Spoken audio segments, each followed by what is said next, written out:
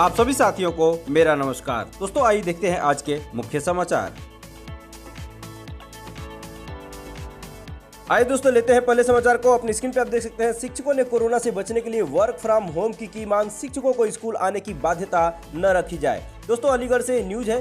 कक्षा 1 से 8वीं तक के सरकारी स्कूलों में पढ़ाने वाले शिक्षकों ने कोरोना संक्रमण से बचने के लिए वर्क फ्रॉम होम की मांग अफसरों के सामने उठाई है। इस संबंध में उत्तर प्रदेशी जूनियर हाई स्कूल शिक्षक संघ के पदाधिकारियों ने बेसिक शिक्षा अधिकारी को पत्र भी लिखा है। पदाधिकारियों का कहना है कि जब स्कूलों में अवकाश है तो शिक्षकों पर विद्यालय आने की बाध्यता न रखी जाए। ई पाठशाला के जरिए पढ़ाई कराने का आदेश। शासन की ओर से विद्यार्थियों को ई पाठशाला के जरिए पढ़ाई कराने का आदेश जारी किए गए हैं। इसके जरिए विद्यार्थी घर पर ही रहकर पढ़ाई करेंगे। इसलिए शिक्षक संघ के जिलाध्यक्ष डॉक्टर प्रशांत कुमार शर्मा ने मांग उठाई है कि जो शिक्षक विद्यालय नहीं पहुंचे उनको गैर हाजिर न माना जाए। जिन शिक्षकों की ड्यूटी वैक्सीनेशन या चुनाव कार्यों में है, उनके अलावा अगर कोई शिक्षक विद्यालय नहीं आए तो उसको वर्क फ्रॉम होम मानकर उपस्थित माना जाए। कहा कि भीषण ठंड और कोरोना संक्रमण के चलते कई शिक्षक बीमार हैं, ऐसे में उनको अनावश्यक रूप से विद्यालय बुलाए जाने से बचना चाहिए। बताया कि मंगलवार को बीएसए सत्येंद्र कुमार ढाका को इस संबंध में पत्र भी भेजा गया है। शिक्षा जगत के मुद्दे चुनावी चर्चा से बाहर। बहुप्रचारित नई शिक्षा नीति पर भी नहीं हो पा रही चर्चा। कोरोना संक्रमण के दौर में होने जा रहे प्रदेश विधानसभा के चुनाव शिक्षा जगत के मुद्दे अभी तक चर्चा में जगह नहीं बना पाए हैं। चुनावी रैलियों व जनसभाओं पर रोक के कारण वर्चुअल माध्यम पर निर्भरता भी शिक्षा के मुद्दे पर ध्यानाकर्षण नहीं कर पा रही। यहाँ तक कि बहुप्रचारित नई शिक्षा नीति पर भी कोई मुद्दा नहीं बन पा रही है।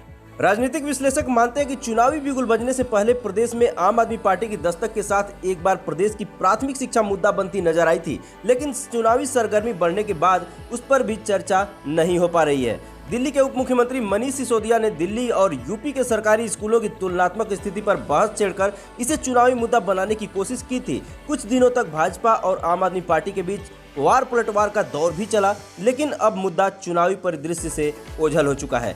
सत्तारूढ़ भाजपा ने नई शिक्षा नीति को गेम चेंजर के तौर पर प्रचारित किया और यूपी को इसे लागू करने वाले पहला राज्य बताकर खुद को सबसे आगे दिखाने की कोशिश की, लेकिन अब चुनाव के समय इसकी भी कोई चर्चा नहीं हो रही है।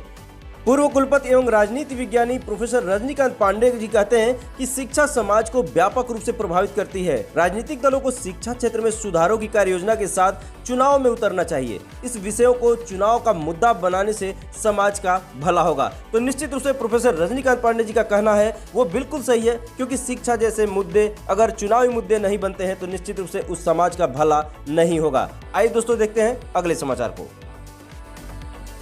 विद्यालयों को उत्कृष्ट बनाने पर ध्यान देने के निर्देश। अन्य राज्यों के मॉडल का अध्ययन कर यूपी में भी लागू करने का करे प्रयास। मुख्य सचिव उत्तर प्रदेश। लखनऊ से खबर दोस्तों, मुख्य सचिव दुर्गाशंकर मिश्र ने बेसिक और माध्यमिक विद्यालयों को उत्कृष्ट बनाने पर ध्यान देने के निर्देश दिए हैं। उन्होंने कहा कि विद्यालयों की व्यवस्था में गुणात्मक परिवर्तन कर शिक्षा के स्तर को सुधारा जा सकता है।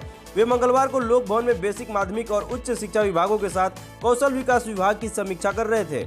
उन्होंने कहा कि जहां भी बदलाव की जरूरत है वहां बदलाव कर व्यवस्था को बेहतर बनाया जाए। इसके लिए अन्य राज्यों के मॉडल का अध्ययन कर उसे यूपी में भी लागू किया जाना चाहिए। केंद्रीय योजनाओं का क्रियान्वयन मिशन मोड पर कराया जाए ताकि इसके बेहतर परिणाम मिल सके। उन्होंने जन शिकायतों का समय से निस्तारण और कार्मिकों का समय से प्रमोशन देने के भी निर्देश दिए। साथ ही गवर्नेंस में सुधार कर जनता को गुणवत्तापरक सेवाएं उपलब्ध कराने को कहा है। तो दोस्तों निश्चित रूप से यहाँ पे कार्मिक की बात करें तो कार्मिक के प्रमोशन की बात करें तो ये तो अभी इंतजार का विषय ही बना हुआ है। तो दोस्तों आज के समाचारों में बस इतना ही। अगर वीडियो अच्छी लगी हो तो लाइक कर दीजिएगा। चैनल को अभी मेरे सब्सक्राइब नहीं किया तो सब्सक्राइब कर लीजिएगा। मिलते हैं नेक्स्ट वीडियो में, तब तक के लिए नमस्कार।